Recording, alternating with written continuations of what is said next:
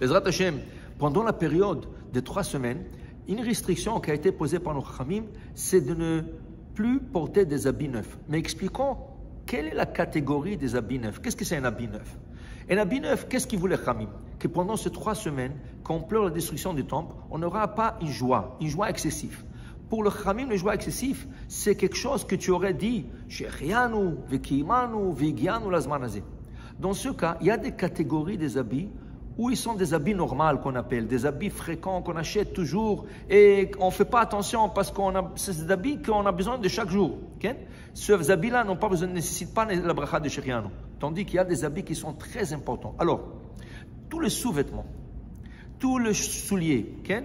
le pantalon en coton, le jupe en coton, des chemises, okay? Blanc, noir, n'importe quoi. Ça, c'est des choses courantes. Ça, c'est des choses qu'on achète. Et c'est des choses qui peut-être nous donnent un peu de la joie, mais pas la vraie joie. Qu'est-ce qui nous donne la vraie joie? Tu achètes un costume, okay? Quelque chose de présentable. Tu peux aller dans un mariage, tu peux aller au Shabbat, à la synagogue. Ça a besoin de faire Shechianu, Vekimanu, Veganu. Tu achètes une chemise très chère. Okay? C'est une chemise en soie ou quelque chose comme ça. Ça, tu peux faire Shechianu, Vekimanu, Veganu. Tout ce qui ne nécessite pas de Shechianu, tu peux les acheter. Mais quand?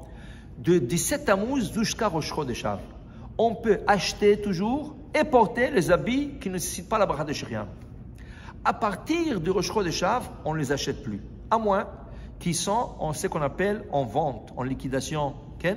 Et on ne trouvera pas après dans ce prix. Dans ce cas, on peut les acheter et le garder, ne pas le porter jusqu'après Tisha B'Av. Alors, tous ces habits qui ont besoin de Shechianu, on ne le porte pas. À moins qu'une personne vraiment n'a pas quoi apporter. Pas comme certaines femmes qui disent « Ah, j'ai plus quoi apporter. » Tu regardes le garde-robe, waouh, il n'y a plus de place de mettre une épine. Okay? Mais elle te dit « Non, je n'ai rien apporté. Hein, non. Qu'est-ce qu'on va faire? Alors, dans ce cas, cette femme ne pourra pas acheter. Tu as, okay? Mais vraiment quelqu'un qui n'a pas toutes ses chemises, je ne sais pas, il a perdu sa valise, il était en voyage, il a perdu sa valise, il peut acheter et il peut le porter même après Tisha B'Av parce qu'il n'a pas, okay? Jusqu'à la période de Shavua, Shechalbo, Tisha B'Av.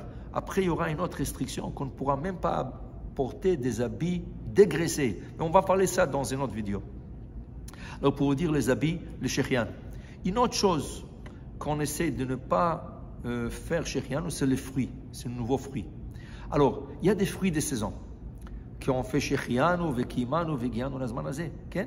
Même si on les a mangés, mais on les a mangés parce qu'il y avait d'importation de ces fruits, mais ce n'était pas la saison. Mais là, la vraie saison est sortie et le fruit est là.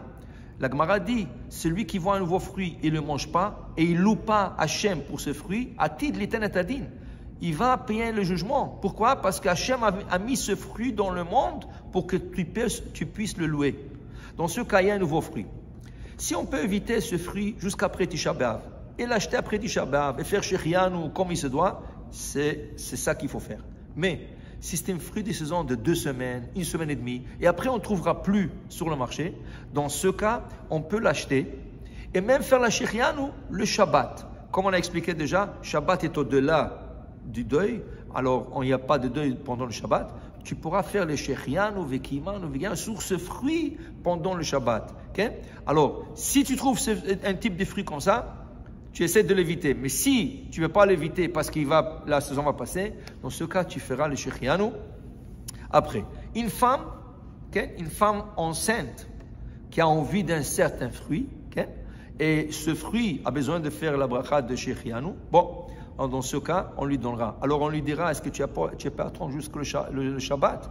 Attends jusqu'à Shabbat, je fais Shechianu. Dis non, j'ai besoin maintenant, comme c'est une question de danger pour le bébé, Khamim reconnaissent qu'une femme qui a des envies et ne peut pas avoir qu'est-ce qu'elle est, on voit beaucoup de bébés qui sortent avec des marques sur le main, sur le pied, et des fois, tu vois que la marque de naissance, elle a même la forme de la chose qu'elle avait envie. Des fois, c'est des roses, des fois, c'est des fraises, toutes sortes de choses. Okay? Alors, la femme qui a envie, oui, on lui donnera, mais la question, est-ce qu'elle fera Shechianu, Vekimanu, Vegianu, Azmanazé? Selon certains décisionnaires, oui, selon certains décisionnaires, non, qu'elle fera rien que Boré Pré, ce Boré Pré Adama.